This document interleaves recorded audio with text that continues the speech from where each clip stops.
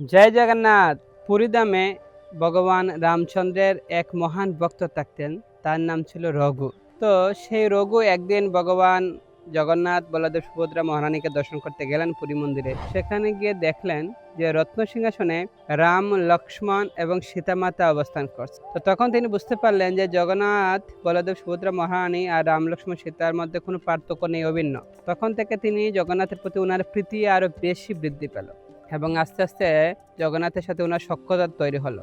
তখন তিনি জগন্নাথকে প্রতিদিন দর্শন করতেন এবং সিংহদুয়ারের সামনে তিনি প্রতিদিন ওখানে জগন্নাথকে দর্শন করার জন্য অপেক্ষা করতেন। তো একদিন তিনি খুব প্রেম সহকারে কলা গাছের যে বাকল আছে সেখান থেকে সুতো তৈরি করে একটি ফুলের মালা গেঁথে জগন্নাথের পান্ডার কাছে দিলেন যে সেটা জগন্নাথকে পরানোর জন্য। কিন্তু জগন্নাথের পান্ডা সেই মালাটি নিয়ে পরালো না, এটা ফেলে দিল, যে তৎকালীন সময় এটা কোনো অনুমোদিত ছিল না। তখন সেই দৃশ্যটা দেখে রঘু অনেক দুঃখ পেল এবং তিনি তার বাড়িতে এসে এই মালাটাকে সামনে রেখে শুধু ক্রন্দন করতে লাগলো।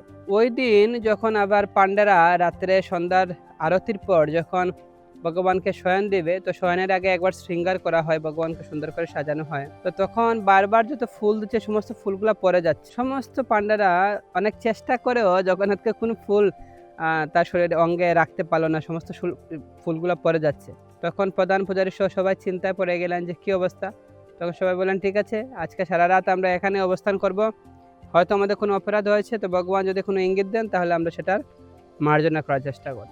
তো রাত্রে হঠাৎ করে প্রধান পূজারীকে জগন্নাথ স্বপ্নে এসে বললেন যে আমার এক মহান ভক্ত আছে রঘু, সে আমাকে সেই মালা দিতে চাইলো, কিন্তু তোমরা সেটা আমাকে পরালে না। তাই আমি আমার এই মহান ভক্তের মালা যেহেতু আমার অঙ্গে আসলে, তো আমি তোমাদের এই মালা বা ফুল কিভাবে গ্রহণ করব? কারণ তোমরা এখনো তার বাড়িতে গিয়ে দেখো, সে এখনো ঘুমায়নি, সারা রাত ধরে ক্রন্দন করছে, এমনকি কোনো খাওয়া দাওয়া সমস্ত কিছু সে বাদ দিয়ে দিয়েছে। সে কত প্রেম সহকারে আমার জন্য মালা গেঁথেছিল।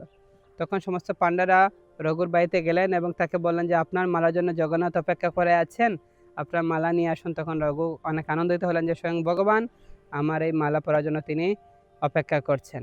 তো আমরা জানি এই রঘু তিনি কত মহান ভক্ত ছিলেন। এই রঘুর সাথে কাঁঠাল চুরির অনেক লীলা আছে জগন্নাথের।